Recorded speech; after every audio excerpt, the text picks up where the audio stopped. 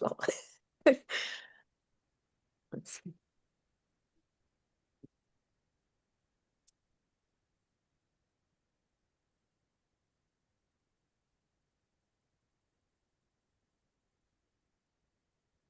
Mm.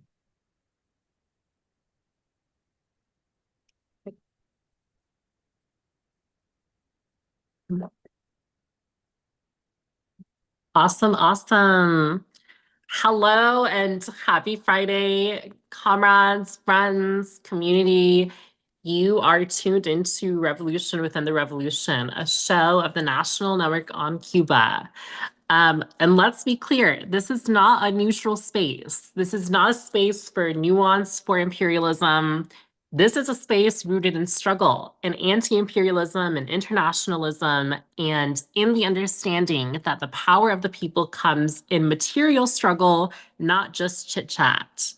From the Caribbean to the Middle East, from occupied lands to blockaded islands, we are steadfast, and we steadfastly defend and love our people. And we are here to speak clearly. Empire calls itself peace, but what it enforces is domination. So to introduce ourselves, my name is Ermiya. I'm an organizer with the Action for Cuba committees and the National Network on Cuba, as well as other organizations. I'm coming to you today from the center of the belly of the beast, Washington, D.C., and I am one of your co-hosts. Passing it to you, Comrade Jessenia. Thank you, Comrade Ermiya. Assalamu alaikum, everyone, and thank you for joining us on this very beautiful Friday. I'm coming to you live as well from occupied Naninilape land, also known as Brooklyn, New York, where the weather is actually finally getting really nice. And unlike Comrade Ermiya, I'm also a member of the Action for Cuba committees, the New York, New Jersey chapter, and as well as the National Network on Cuba, and other anti-imperialist organizations as well. And my pronouns are she, they. So thank you all for joining us and for being here for this episode.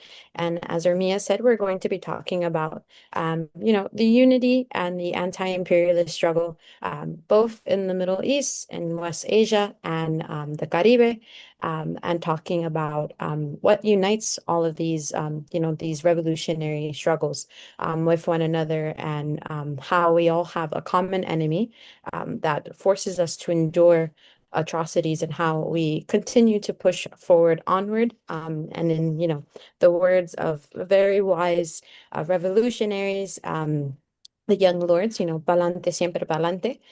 That is the purpose for today's discussion, and for us, showing our solidarity with our siblings in the resistance and revolutionary struggle. So I'm going to pass it to you, Ermiya, to give us some updates on Cuba, and then we'll get started with the rest of the show as well. Awesome, awesome. So some updates on Cuba to begin. As we know, Cuba is still under siege, not metaphorically, but materially, right? For over 6 decades, the US blockade has worked to suffocate Cuba with fuel access, medical supplies, infrastructure, and everyday life. And what we're witnessing today, which are extreme blackouts, transportation breakdowns, strain on hospitals, is not a failure, but it's a policy design of the United States. This is economic warfare. Dignity cannot be negotiated under domination. Let me repeat that. Dignity cannot be negotiated under domination. And every day we are witnessing more and more organizations and international bodies joining the calls against the inhumane blockade, which only increasingly continues to impact Cuban people's lives. The National Medical Association actually just put out a statement calling the blockade a public health crisis, and has demanded the immediate elimination of the health and humanitarian consequences of the blockade.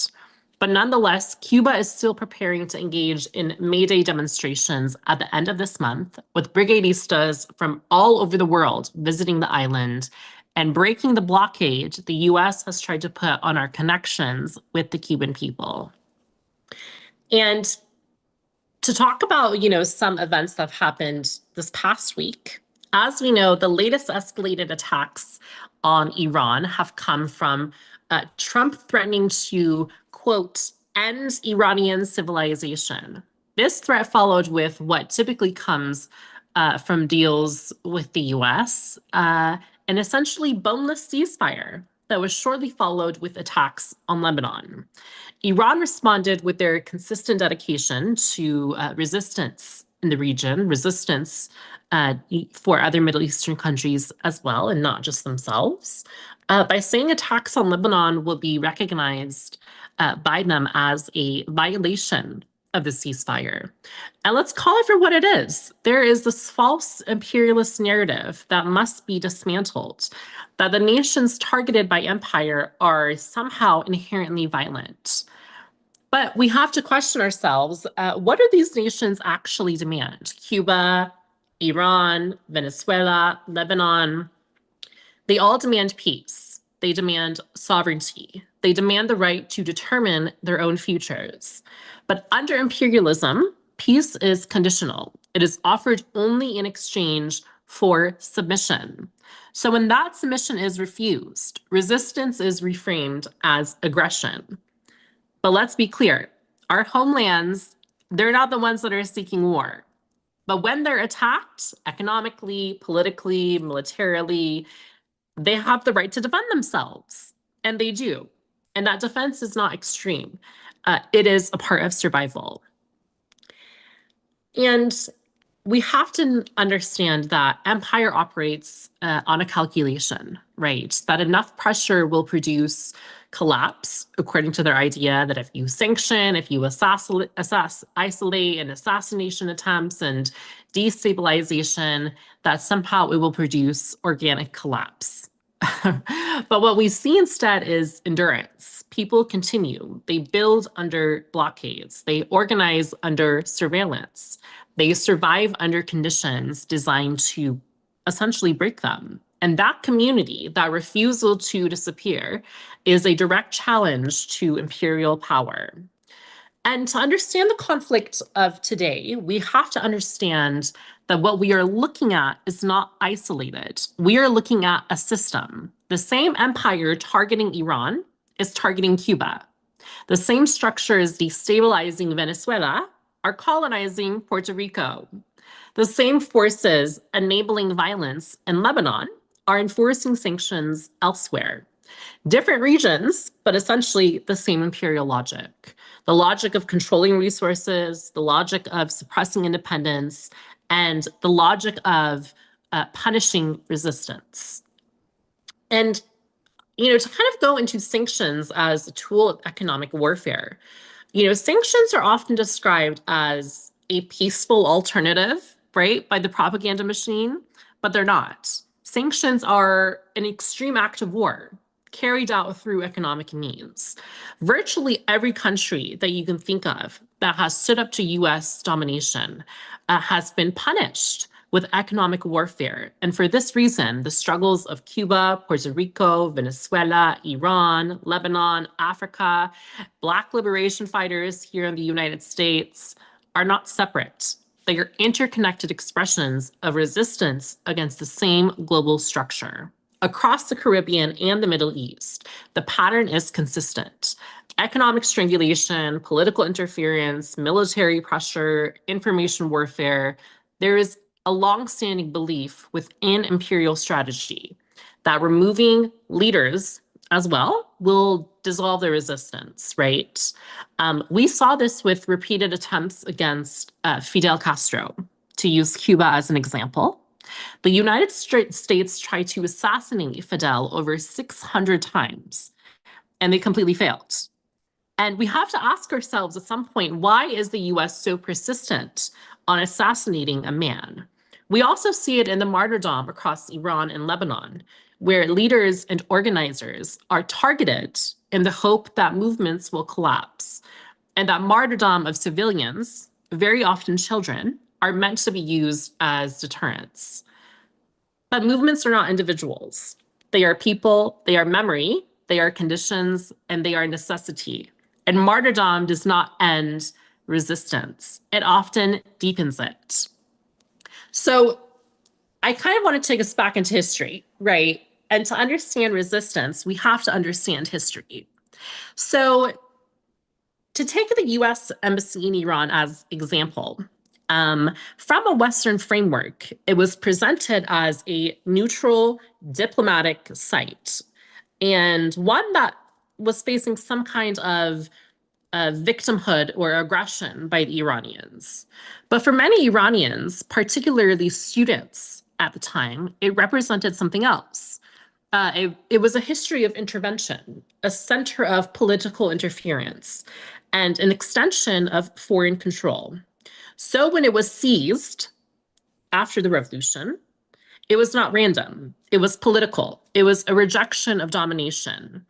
And what the students found in this embassy, because it was indeed students who led the charge in seizing the embassy's operations, and thus they played a pivotal role in the Iranian Revolution, confirmed what many Iranians already knew.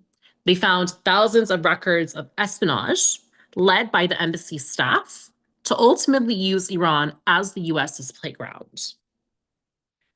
So I want to emphasize this one point, and then we'll get into discussion.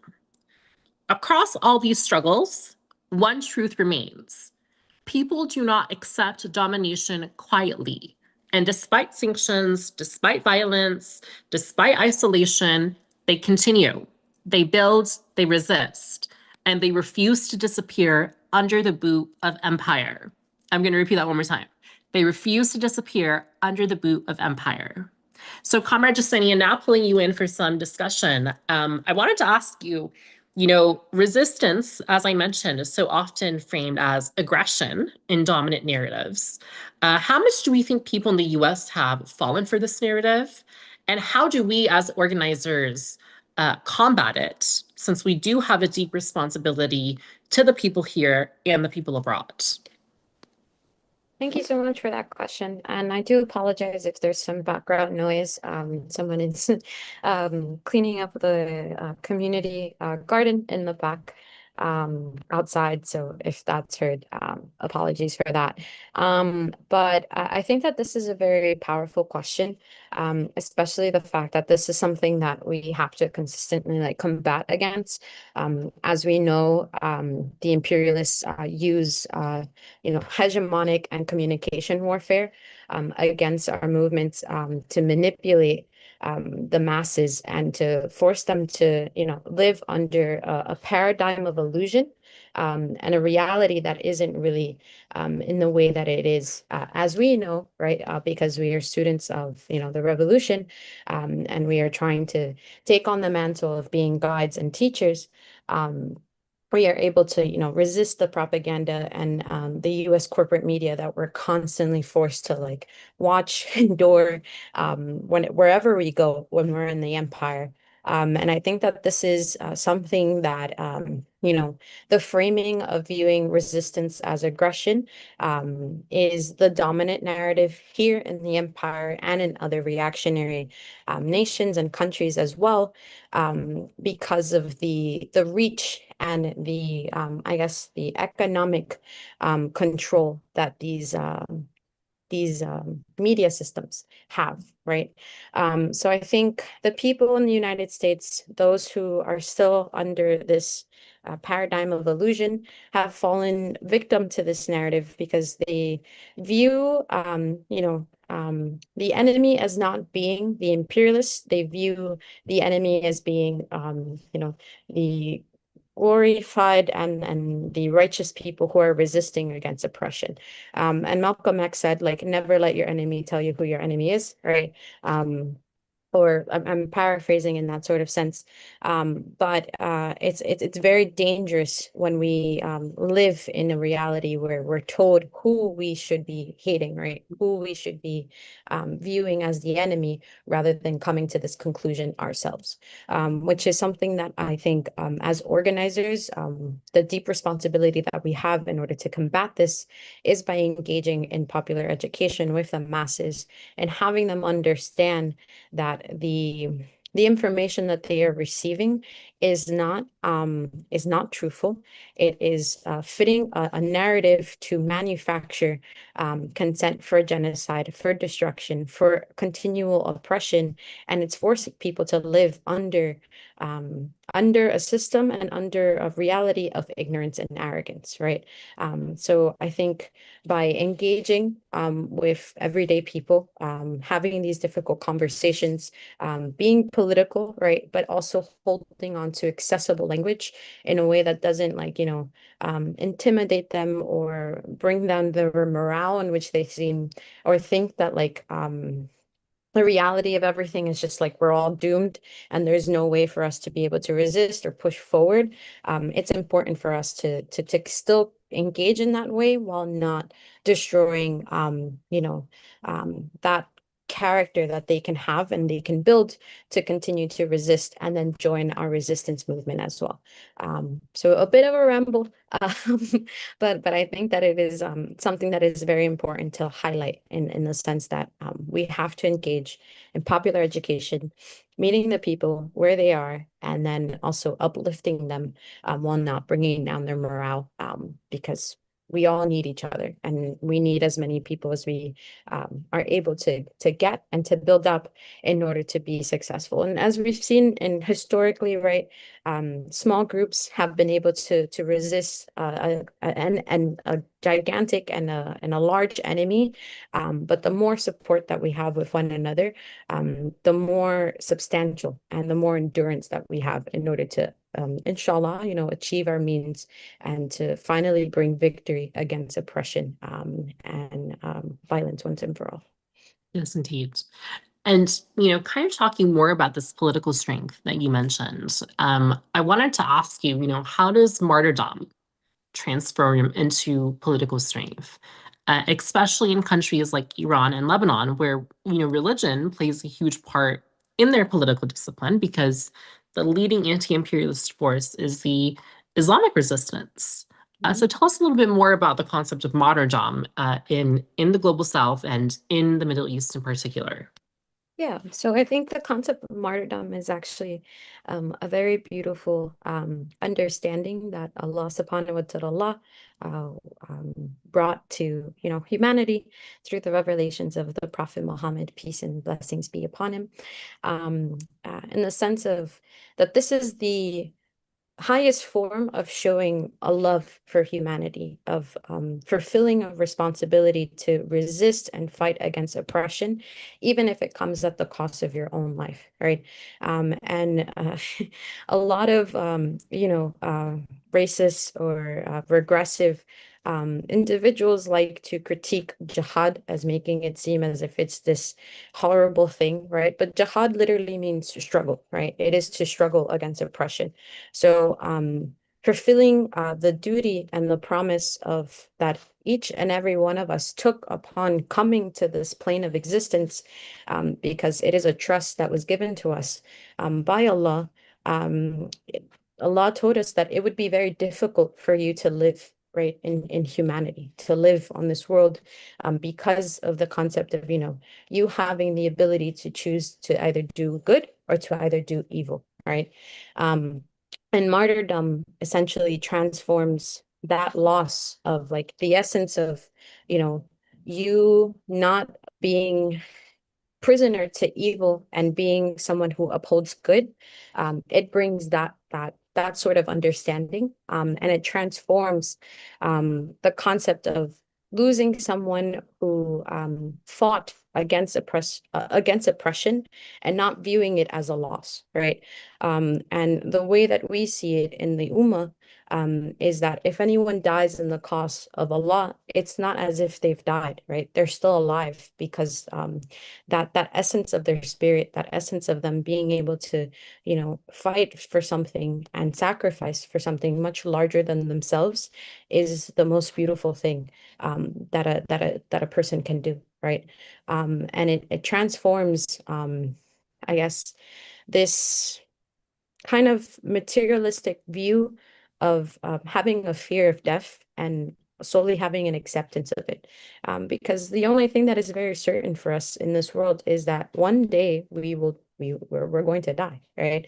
And that should come with dignity. It should come with us fulfilling a responsibility that we choose for ourselves.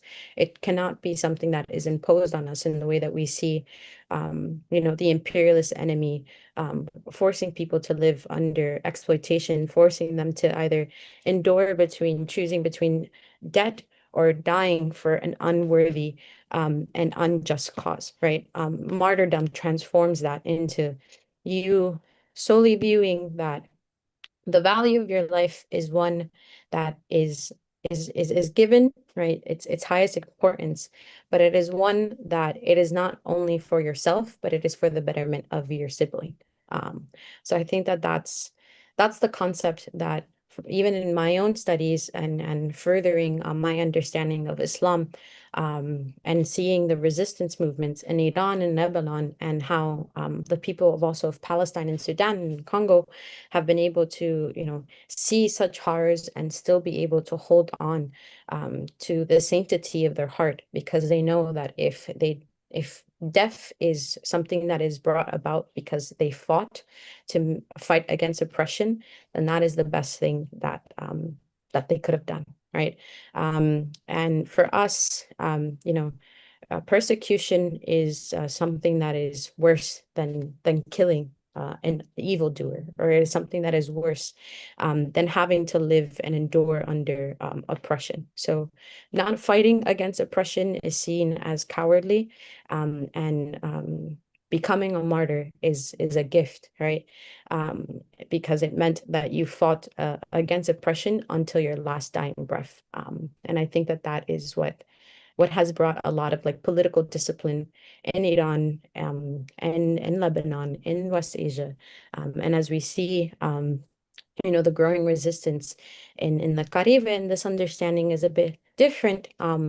It's still rooted in the same understanding that us fighting for a world that is actually one that is filled with justice and peace, and we are able to live in harmony, is much better than to live under one where oppression is just freely um, like done, and it's not challenged, essentially. So I think that that's how martyrdom and plays a huge role in establishing that political line, but why it's enabled and strengthened the people of West Asia, as we currently see, as much as it has.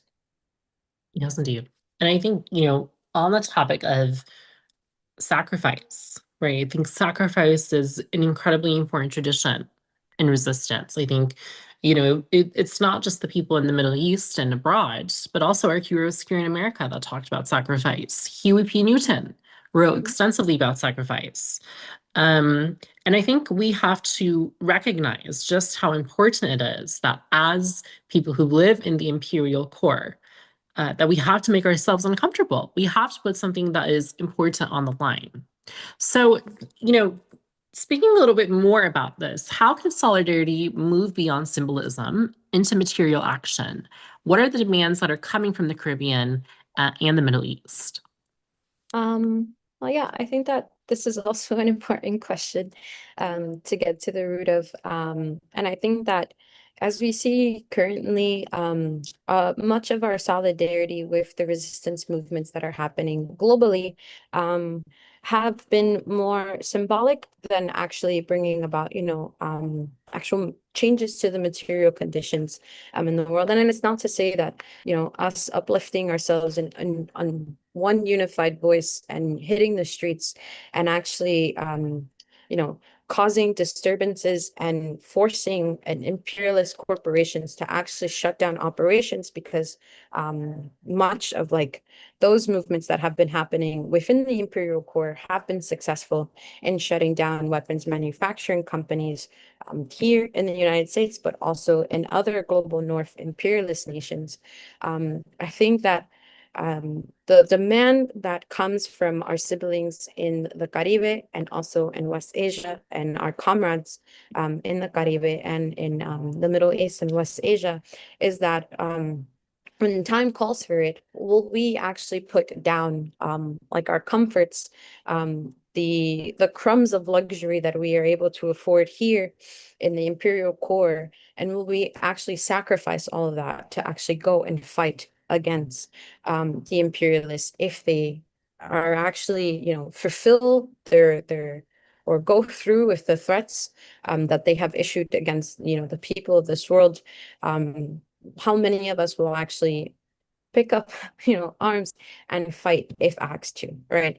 And I think that this is something that, obviously it's not something that should be asked of everyone. It should be asked of those who, are willing to actually lay down their lives and actually sacrifice themselves in order to bring about, progression, to resist against oppression, and to resist against our enemy once and for all, to bring about victory. I think that this is one of the ways that we can move from symbolism into material action. But another way is for us to continue engaging in popular education with one another, right? Because before there can be action, there has to be understanding. You have to understand what it is that you are fighting against and why it is that you are fighting against. And this is something that I know, we know, right? That the masses have this understanding, they have this clarity, because they do, within the imperial core, they are very conscientious of the injustices that they are forced to endure, but they probably aren't as aware of how the injustices that we are forced to endure here in the imperial core is only a mirror of what our siblings are forced to endure globally, right? And as the first question, it highlighted how, how the US frames like resistance as aggression in that dominant narrative. Much of them think that their enemy is Iran. Much of them think that their enemy is Lebanon. Much of them think that their enemy is Cuba. And this is wrong, right? Because these are nations, and these are people who continue to resist oppression and continue to fight against it, right? So I think it's those two things. Educating ourselves, one another, continuing being students as we step into the role of being teachers, to guide the masses, but then also those who are willing, right, to actually um, sacrifice the comfort of being able to continue on living the life as we live it here in the empire, and fighting for a just cause. Because again, persecution is the worst thing to endure. It's worse than killing. It's worse. Oppression is worse than killing. And you said it earlier in the segment, that these countries, the resistance movements, they are fighting to defend, right? But in the Quran, it says that you should attack as they have attacked you, and if they call for peace, then you grant it, because Allah loves moderation, not excess, right? So I think that this is a principle that we need to hold very deep within ourselves. And I know that this is an understanding that Huey Newton even had, because he flirted with the idea of Islam, but then came to the conclusion himself that he wanted to be a revolutionary socialist, and that was something that he fulfilled up until the last moment, right? He fought for the liberation of the people against oppression. So I think that this is discipline that we need to continue to, build within ourselves, build within the people, but also bring about that understanding much more deeper, to move away from symbolism into material action. Yes, indeed. Yes, indeed. And talking more about this material action, I want to go into a little bit about Cuba's solidarity with Iran and the broader Middle Eastern resistance. Um, let's talk a little bit about President Diaz-Canel and how vocal he's been in support of Iran at this moment, and also just the party more generally. We cannot ignore just how much Cuba has been completely steadfast and completely unwavering and their solidarity with Middle Eastern resistance. Yeah. I think that what we see, right, with Cuba expressing like full-on support for the resistance in the Middle East, with giving support to the Islamic Republic of Iran and also the Islamic Revolutionary Guard of Iran, but also being very vocal and being supportive of the resistance movement in Palestine, right, as they resist against Zionist aggression and genocide. It's the understanding that our struggles are interconnected with one another, and our enemy is a common enemy, right? The same enemy that is imposing a complete oil and economic blockade on Cuba through unilateral cohesive measures is the same one that has forced these unilateral cohesive measures, also known as sanctions, on Iran, right? They've employed the same tactics as trying to, cripple the economic structure of Cuba and Iran to try to bring about regime change from within, thinking that if they made the lives difficult of the people and limiting their access to certain, materials, limiting their access to economic mobility, that this will bring about, oh, sorry, my cat, that this will bring about, dissatisfaction to the point of them rebelling against both revolutions, right? The ongoing Cuban Revolution and the Cuban Revolutionary Government, but also resisting against the Islamic Republic. And this is further from the truth. And if anything, it actually strengthens the resolve and the trust that the people have for their governments, for their revolutionary leaders, because they have the understanding that, as we see in Cuba and as we see in Iran, that they're not going to let the U.S. imperialists or the Zionist imperialists get their way, right? They're not going to allow them to control the dynamic and the framework of their society and decide how they wish to, because they are aware of their history and they know what the reality of these countries were when the United States was in control over the dynamics, right? As we saw with, the overthrow of Florencio Bautista, who was a U.S. dictator, political puppet. And then also with the overthrow of the democratic leader of Iran, Mohammed Mossadegh, in 1959, right? And with the implementation of the Shah, who was overthrown by Ayatollah Khamenei, with the Islamic revolution that came about, they are aware of what the material conditions were. They were aware and they remember the oppression, the inequality that ran through their society. And it's something that they don't want to regress back into, and enable the reactionary forces to be able to continue onward with controlling the ability for these countries to decide their movements, to decide the progression of their nations as they choose to. So I think it's important for us to continue to highlight the fact that the reality of these countries before these revolutions came about, what it was, and to remind people of the true history and the true reality of having to live under imperial exploitation and oppression. So I think that that is the unifying force between Cuba and Iran, and this is something that President Miguel Diaz-Canel holds a very firm understanding, and in being able to challenge, the tactics of the enemy to divide and conquer by making our movements seem as if they're silos or that they move isolated from one another is another challenge that we have to continue to resist against.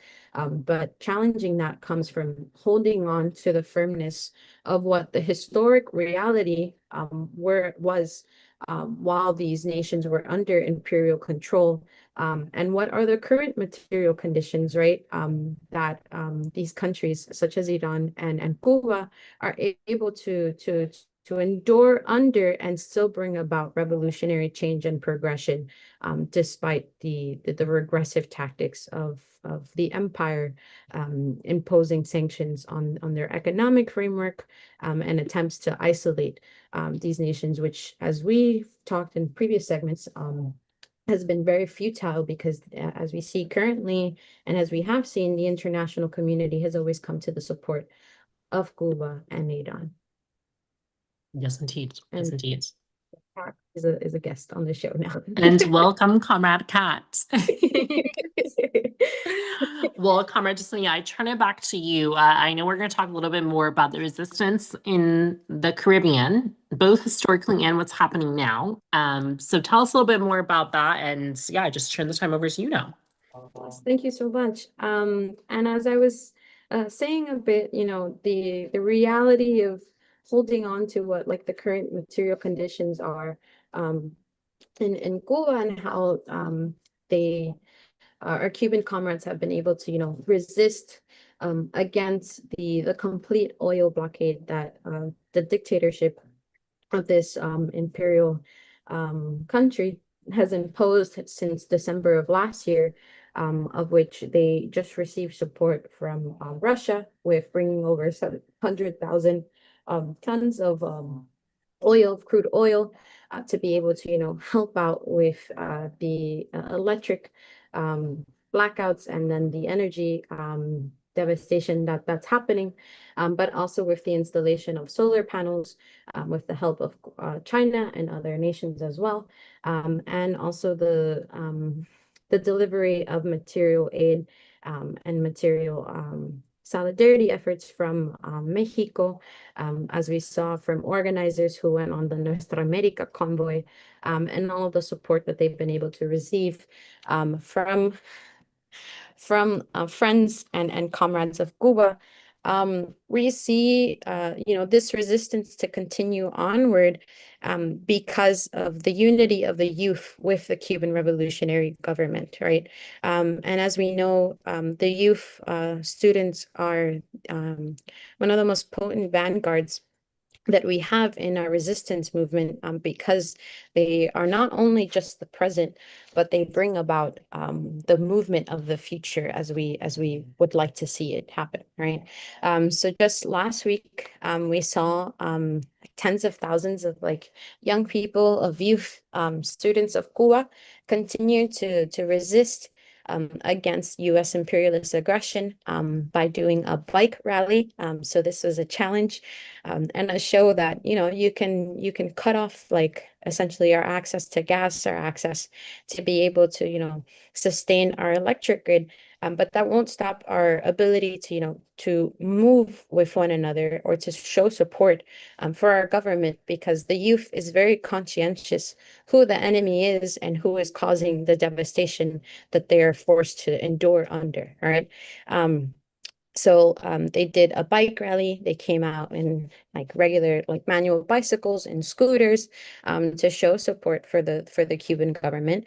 And this is something that they did to highlight the fact that the revolutionary character won't be quelled. And also to also talk about the reality that they are presently forced to endure. So, unlike as we saw during COVID, globally, with students having to attend virtual classes, which, as we see, the after effects of this is causing a form of isolation, or unfortunately has led to a mental health crisis. This is something that we see is probably one of the motives behind why the United States has decided to move forward with imposing the total oil blockade, right? That they want to bring down the morale of the youth and the students, to continue their evil means of trying to control and exploit Cuba, and regressing it back to before the 1959 revolution. But the students continue to endure. They've found like innovative ways to still connect with one another, and still hold on to relations with each other by going out publicly, by walking, by going on bike rides with each other. If they attend classes virtually, then it's a different dynamic, but it still is a way for them to still be in community with one another and still have collective learning with each other.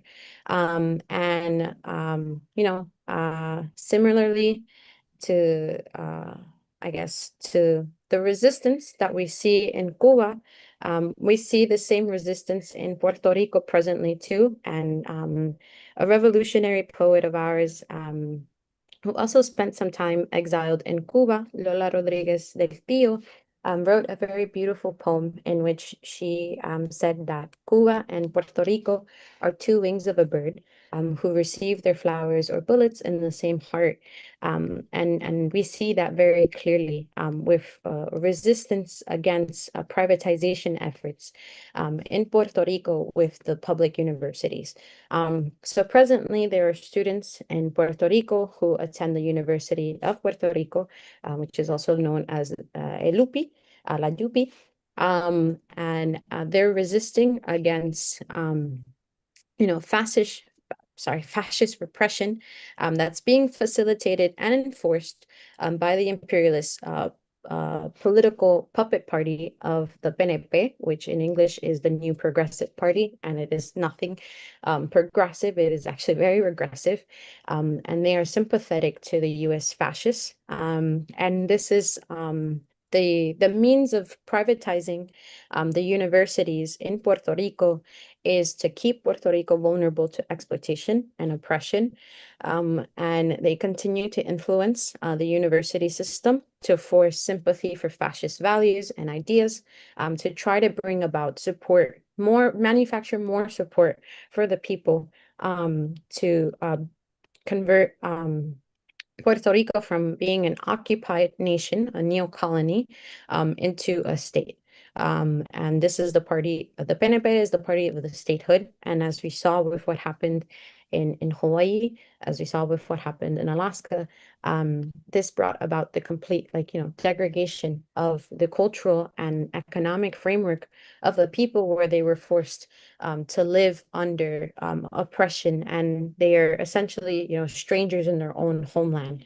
And their homeland was converted into this haven for tourists to continue to exploit, and to just go there to vacation while not having an understanding that people actually live there, right? And this is the reality as we see in Puerto Rico. And the material conditions in Puerto Rico differ from Cuba in the sense of how the tourism sector affects both Puerto Rico and Cuba. Well, tourism is something that is beneficial to the Cuban, economy, and it prevents isolation. As we see in Puerto Rico, it furthers exploitation and oppression. And essentially, what the United States imperialist government and the PNP is doing is they're removing protections for students, specifically students of the LGBT plus and queer community, by eliminating gender inclusive bathrooms, mimicking far right, policies, and also the university administration is purposefully allowing for the infrastructure to deteriorate due to negligence, and a lack of respect for the space of these students and the safety of themselves, right? And this is all done. It can sound like a conspiracy theory, but it is actually something that we are plainly aware of. It's just done to force the youth to have no choice but to engage in usury, right? And intergenerational debt by taking out high interest loans, and being vulnerable to ROTC enrollment, which is just becoming essentially cannon fodder for imperialist aggression and wars and genocides. So the imperialists continue to use Puerto Rico as their own military playground, and they do it in the sense of misguiding and misleading the youth so that they have no choice but to fight against their siblings in the Caribe. And And as we've heard, unfortunately, from the crazy dictator of this country, that after Venezuela, it was going to be Iran and then Cuba. Puerto Ricans don't want to fight against Venezuela. Puerto Ricans do not want to fight against Cuba. We don't want to fight against our siblings in Haiti or anywhere, right? All we want to do is live in harmony with one another and to bring about a world that is filled with peace and justice and peace, because to get to peace, we need to have justice. So I think it's important for us to, while we discuss, the repression that the United States is forcing onto Cuba, we don't forget that Cuba and Puerto Rico are viewed as one single nation with one another, right? We are sibling nations, and what happens to Cuba affects us directly, but what happens in Puerto Rico also affects our Cuban siblings. So the realities of why there is, infrastructure deterioration in Cuba is as a result of the U.S. blockade and the limiting of access to materials, or even, like construction materials that can be used to build up this infrastructure, and then also lack of access to programming and schooling materials because of the difficulty of the blockade to get access to this, or even have like economic means to pay for it. The reality in Puerto Rico is this is because of purposeful negligence from the government. So in Cuba, it's because of an external pressure um, that's preventing the government from being able to provide the support for their youth and their students to the best of their ability and as much as they would like to. But in Puerto Rico, it comes also from an external and internal imperialist force that goes against the means of the people, because they do not move together as one. So I'm going to repeat that one more time so that people do not get confused. In Cuba, the Cuban government and the people, the youth and the students, move together as one. And in Puerto Rico, the government and the resistance movement and the youth do not move together as one. So this is why we are seeing this separation and this degradation that is happening in Puerto Rico, which is completely different as to the reasons why it is unfortunately happening in Cuba because of imperialist, the United States imperialist aggression and unilateral cohesive measures that they are forcing them to endure. Um, so that's just a bit of information on the context between, the unity between the youth with the Cuban revolutionary government, but also how the student resistance in Puerto Rico is resisting against the reactionary Puerto Rican government in inspiration from, the resistance movements that we see happening in Iran against the Zionists, but also the unity of the youth with preserving and continuing onward with the Cuban Revolution. So a lot of the inspiration is coming from, the youth of the world being able to, um, sacrifice to build up political strength, to bring about, resistance against oppression from the enemy, while understanding that in Puerto Rico, we have the duty to build up our nation as we see fit, but not in isolation from the ongoing, revolutionary movements that are happening in Cuba and Iran, but taking inspiration from them to bring about a reality in which Puerto Rico is able to be like Cuba, and or able to be like Iran, depending on how we decide to move forward. But that decision should come from ourselves, and it should come in being in full unity and partnership with other revolutionary resistance movements as well.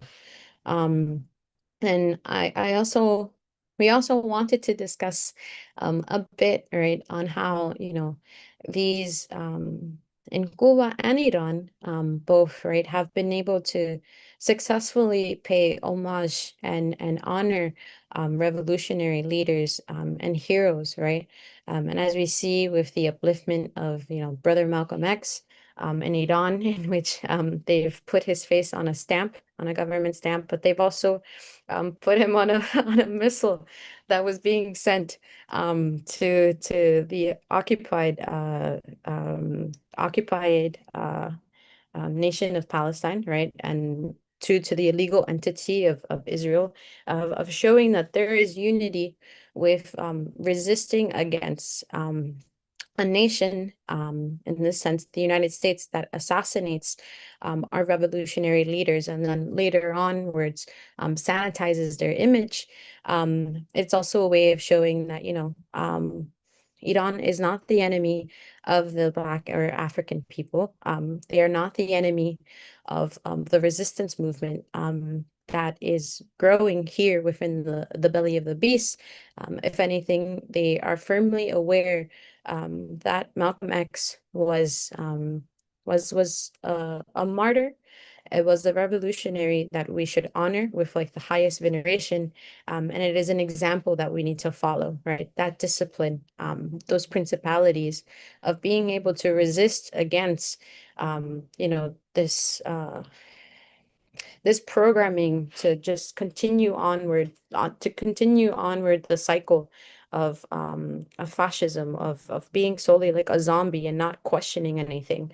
It was something that he was able to break out of, and unfortunately, it came when he was forced to endure the for-profit carceral system. But there, he was able to meet individuals, to meet a brotherhood that brought him to guidance. It wasn't something that brought him to isolation or repression. It brought him to revelation, to truth. And he took on that mantle of not only, becoming a spokesperson and becoming a voice for the movement. He essentially became a very honorable teacher, and he fulfilled the duty of, of sacrificing the comfort of living under a system that rewards those who do not question, but penalizes those who question, right? He took on that mantle of questioning and providing answers up until his last dying breath. So this is something that we see our comrades in Cuba and Iran taking on that mantle as well, of continuing to question and continuing to speak truth against unjust power, to educate the world, to free it of this veil of illusion, to free it of this veil of oppression, because we need to build a global society in which whatever is in Cuba is something that is replicated all across the land, right? Whatever is built within Iran is replicated all across the land, because everyone deserves access to education. Everyone deserves access to healthcare. This is something that shouldn't be something that is only tied to your employment. This is not something that should only be tied to how productive you are to the society in which you live in. This is a responsibility of the government to ensure that every single individual that lives within their nation, that lives within their country, has access to these things. And as we see in Cuba and Iran, this is integral to their framework, and this is what our enemy continues to attack. This is what the imperialists continue to try to make us think is like this out of the world idea, and that it shouldn't be in that way, because they want to continue with their ignorance and their arrogance and their exploitation of the people of this world. So that's a bit of what we wanted to discuss, and not to ramble too much or preach too much to the choir, since I'm sure most of our listeners have this understanding, and to those who are learning with us, this is something that should continue to be discussed in further conversations. And I kind of want to get into a bit of a discussion, and ask you, Ermiya, right? We've been talking a bit about how Western imperialists critique falsely, like claiming Cuba represses dissent, or that Iran like executes like political prisoners. Why do those same critiques remain silent on the US and Israeli bombings and genocides of residential areas and hospitals in Lebanon and Yemen, the arming of genocide in Palestine and Sudan, and the destruction of Puerto Rican infrastructure?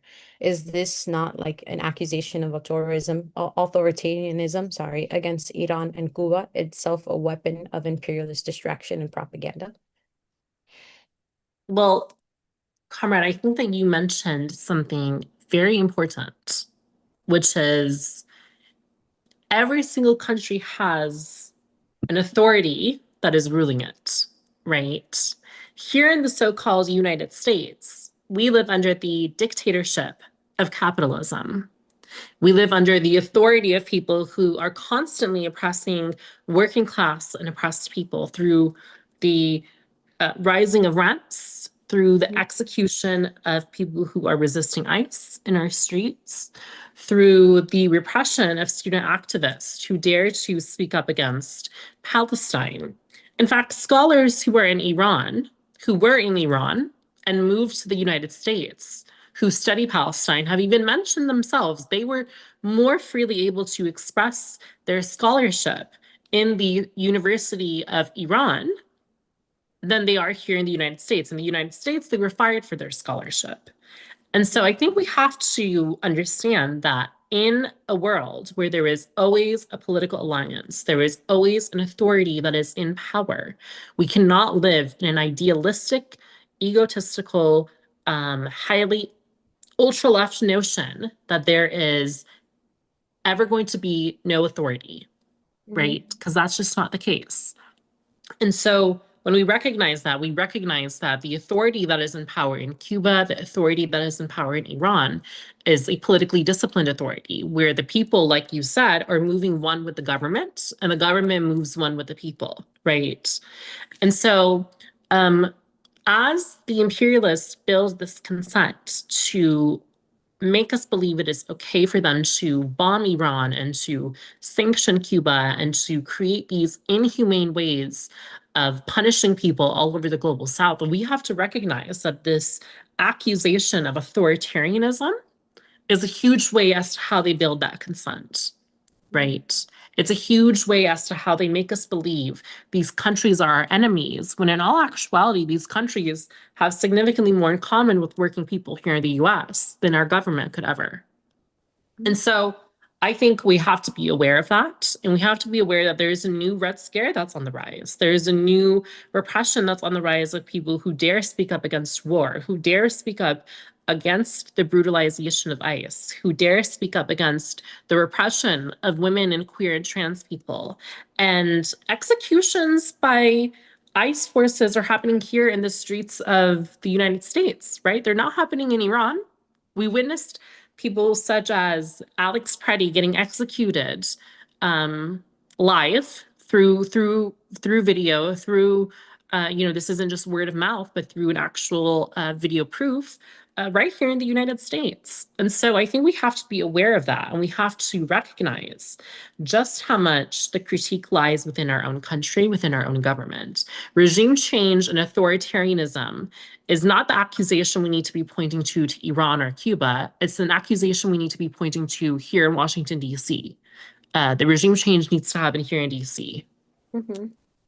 Oh yeah, I'm really glad that you mentioned that last part because that's what I was thinking. I was like, it sounds like regime change needs to happen here within the belly of the beast, and that our sibling nations of Cuba and Iran need to be left alone, right, to for the people and the government to decide how they want to progress further, because the working class here in the belly of the beast has more in common with the Revolutionary Guard in Iran, has more in common with the revolutionary people of Iran, has more in common with our comrades in Cuba, right? In which we are all resisting against US imperialist aggression. We're all resisting against a constant small ruling class of people who want to decide our collective future against our own will, right? And as we continue to see, that is through the means of exploitation and oppression, and which is our duty to resist against. And to the martyrs who were unfortunately killed by Gestapo ICE agents, they took on that mantle of removing that veil through the sacrifice of their own lives, of seeing like this is the violence that the empire is forcing us to endure here in the imperial core is one that they export across the entire world, and it is something that we cannot allow for the continuation of, right? And they do this by forcing people to live under poverty, under starvation, right? And it's all to force consent to move in the way that they wish for us to move, right? And I guess my other question that I wanted to ask you is, talking a bit about like what is happening in the sister nation of Cuba's, Puerto Rico, right? If a Puerto Rican student is forced to choose between ROTC because their family is starving due to U.S. colonial poverty, is that choice not manufactured by the empire? And does Cuba or Iran's like system ever force youth into a choice between, death or debt? Like, have we ever seen that before the revolution as being the reality that they forced their youth to endure or accept? I think you mentioned a very, very important point, which is, debt is almost a guarantee here in the United States for our youth, right? I think there was a poll that said the overwhelming majority of youth recognize that they'll get into some debt going into their adult lives here in the US. And a majority are afraid to even be able to live on their own because they don't know if they can pay rent. Mhm. And so when we understand that debt is such a system of control against our future generations here in the US, we also have to look at these alternative countries such as Cuba and Iran and see how their system is set up. Because in Cuba, education is 100% free, from preschool to law school to medical school. If you are wanting to study any kind of discipline at any level, from PhD to master's to undergraduate to associates, you are not charged for it in Cuba. And so, a Mhm. country that is, like we mentioned in the prior discussion, constantly accused of authoritarianism, well, they're the only country here in the Western Hemisphere that doesn't treat education as a commodity, that doesn't treat education as a business. And so, when we are looking at the landscape of, well, what countries are better for our future generations? What countries are young people actually thriving in? The ability to start their own families, the ability to buy homes, the ability to go to school. We have to look at places such as Cuba and such as Iran and compare every aspect of life to the United States, because we know for a fact that their youth are flourishing when our youth are in many ways afraid for their futures. You mentioned the attacks on, queer and trans youth just a couple of comments ago in Puerto Rico, due to the colonial policy of the United States, of course, that is being enforced upon them. In Iran, this is not the case. In Iran, trans young women are fully integrated into their society as women and are fully allowed to participate in all of women's sports and activities and spaces.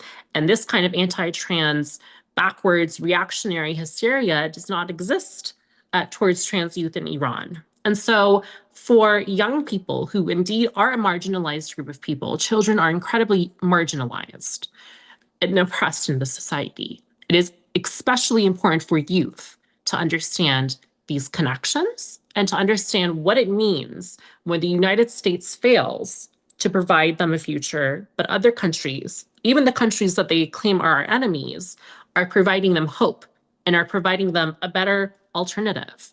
Um, so I think youth have a great deal to learn from other countries, especially Cuba and especially Iran, and especially these places that are the heart of resistance. I think you said it beautifully, that youth, they have, they should learn from these other countries, such as Cuba and Iran. And these places are the heart of the resistance. And it is a duty that we have as organizers, within the imperial core, within the heart of the belly of the beast, to continue providing this education, to continue providing this guidance, but to also learn ourselves from these resistance movements, because our duty is to bring about the progression for the youth. Kwame Ture said, like, we're probably not going to see like this like revolutionary change or this revolutionary progression ourselves, right? But this is something that we do for the betterment of future society, of future of future groups of youth, of people that are going to come about, right? And as we know, like, the youth are the future, so our responsibility is to build a future in which they can live and not be repressed, and ease, right, the suffering as much as possible. And another thing that I thought was very beautiful that you mentioned is this very firm understanding in Iran, which I think has to be translated and brought into the consciousness of everyone, that our trans siblings are men and women. The fact that we here in the belly of the beast, like the usage of trans, I understand like the history, but we firmly view our trans siblings as they choose to be, right? There's no way of us deciding or forcing people to have to endure with living under like a gender identity or a sexual identity, a sex identity that goes against how they themselves feel, right? Or how they themselves think of themselves, or view themselves, or even choose to present themselves moving forward, right? It's something that Iran, the Revolutionary Guard, and also the Islamic Republic knows that to force somebody to live under the identity that you wish for them is a form of oppression, is a form of exploitation. And if we don't want to live in oppression, how can I oppress my sibling who wants to choose to live their life in the way that they choose to, and to be in the body that they know themselves to have to be under? That's regressive, right? That's a form of oppression. So I think it was very beautiful for you to just firmly say that the understanding of the trans community is something that is fully supported, because they are viewed as living as they choose to, and there's no question about it, which is a teaching and an understanding that needs to come about and flourish here, in the belly of the beast, in the imperial core, because unfortunately, our trans siblings, or the queer community, is facing a systemic institutionalized repression that, as we know, and hopefully in future segments we can talk further about this, is leading to a lot of devastation, right? And it is a movement that is constantly being attacked by the far right, and conservative, like, religious groups who cannot get with behind the understanding that that's not a choice that is up to you, right? And hopefully this is my way of plugging for us to talk about this in the future. But I think it's a very beautiful way for us to, end the segment, and bring about the firm understanding that the youth is the future, and allowing our siblings to live as they choose to is something that we cannot oppress or repress from them. This is a choice that is something that should be supported. And as we see in Iran, it's that support has become, like, systemic support, and facilitating, gender reassignment surgery, and providing access to, like, hormonal medications and stuff like that. But this is an ongoing struggle in Puerto Rico, in the United States. And as we see with, like, the progression of, the movement towards implementing and changing the family code to bring about, this further, acceptance and repression, not repression, sorry, acceptance, sorry, into the society, to leave room for our trans siblings and the LGBT plus community, to be able to live as they choose to, right? As we choose to. So not to take on too much more time, but we kind of wanted to just end the segment with, providing some network updates, and also providing a call to action. So as we know, we're currently into, I think, month 3 of the illegal kidnapping and the imperialist aggression that happened in Venezuela. And as I said, the illegal kidnapping against democratically elected President Nicolas Maduro and first combatant Celia Flores. They are still being kept in a concentration camp here in Brooklyn, New York. And, it is our duty to continue to, resist against this imprisonment, this kidnapping. And we have to demand as a network of people, as revolutionaries, to continue going to the streets, calling for the release, to continue educating as to what exactly happened in Venezuela on January 1st, January 3rd, and continue to, resist against the illegal detainment and the facilitation and allowing of concentration camps to even operate within the imperial core, as we see with the illegal detentions and kidnappings of our siblings in ICE concentration camps, our siblings who are still forced to endure horrible carceral systems and practices in the for-profit industrial complex and carceral system here. This is something that we need to continue providing support because literally the empire uses imprisonment as a way to, quell resistance, but also to try to break the human spirit into submission. And to prevent that from actually happening, our siblings who find themselves in the concentration camp need to know that we are in full solidarity with them, but also need to have that awareness that we will do whatever it is that we can in order to break those chains of of repression and oppression, to eventually get all of these prison gates open once and for all. And that is something that we have to, continue to resist and call attention to.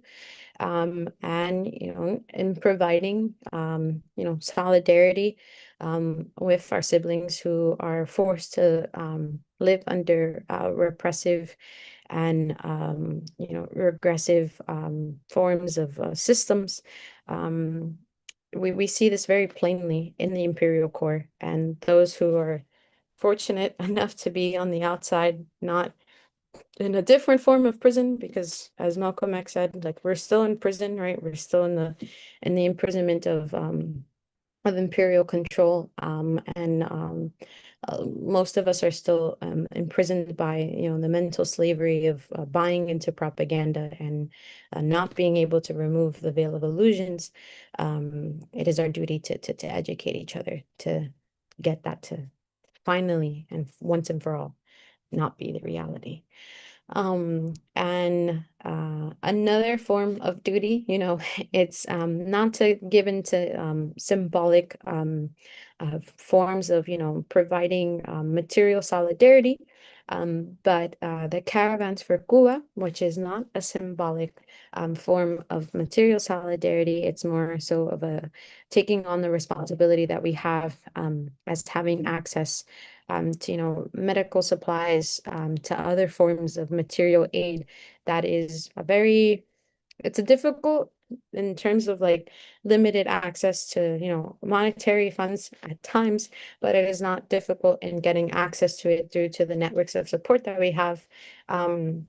Like over-the-counter medicines for us, we can go to any, corporate pharmacy, and be able to, to get access to this and unfortunately it comes from like these big monopolies, right, as such as Walgreens or CVS or anything like that. This is not the reality for our Cuban comrades, right? Getting access to, Tylenol, to Advil, to other forms of much more complex like medication, it's very difficult due to the blockade and the unilateral cohesive measures, and the restraints that are imposed on them in that sort of way.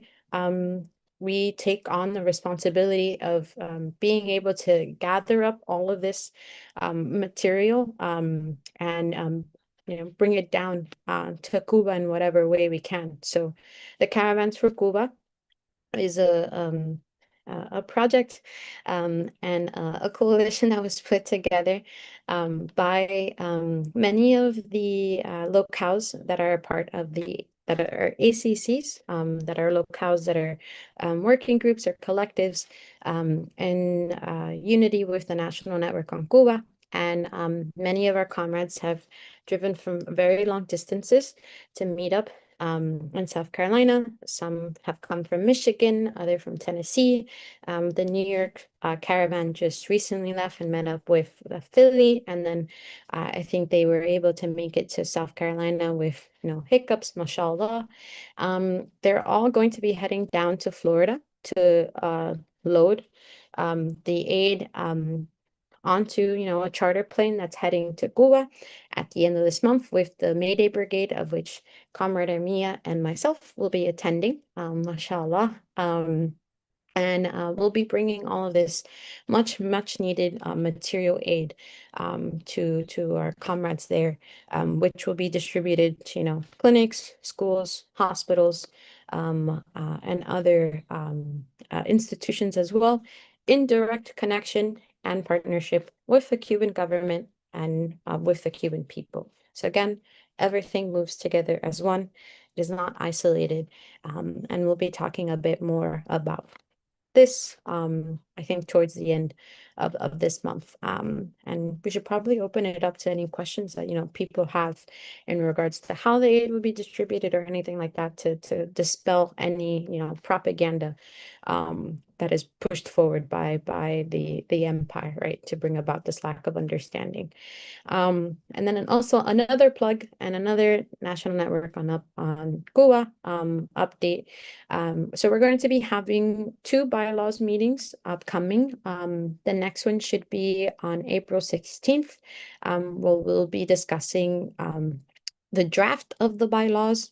So hopefully in that conversation, we'll be able to, if there's any disagreements, and it's a small group of disagreements, or dissenters, whatever like misunderstandings that they have, those will be answered, and to the majority of the comrades who are in favor of the bylaws, it's just a conversation for us to be able to talk things out, see what works, what doesn't work, what language we should keep, what language we shouldn't keep, and then hopefully on May 30th, during the NNOC spring meeting, we'll be finalizing the bylaws and voting on implementing them, and then having them a part of the National Network on Cuba's, policy on how we move forward as one, right?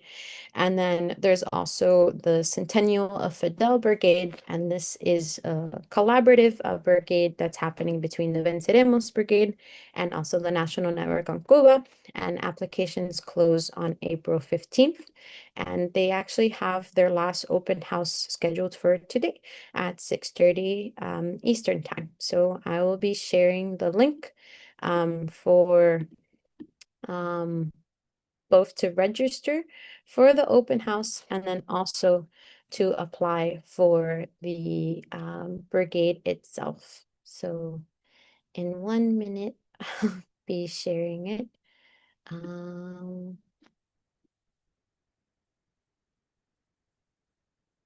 I just shared in the chat on the YouTube the link to apply to register for the open house, and then also shared the link to apply for the applications, which close on April 15th.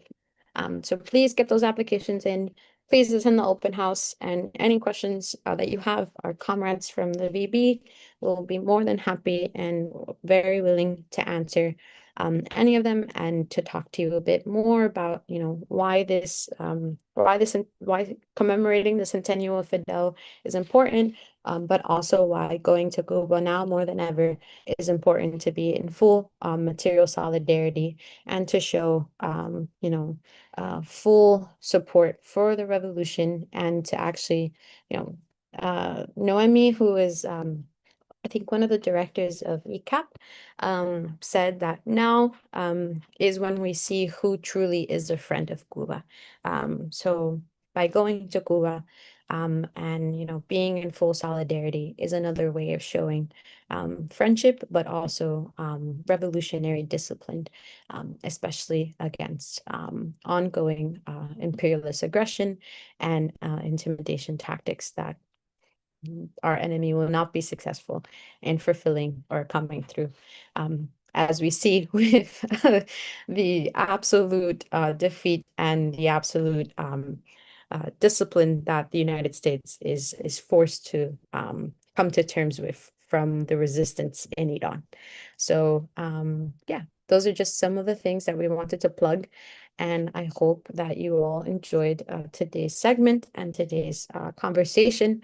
And stay tuned for the next show, which inshallah will happen on next week, Friday. And we'll be talking about the family code and women in the Cuban Revolution. So thank you all so much. And may Allah bless you all with ease and patience. Thank you. All Bye. parts of people. All power to the people.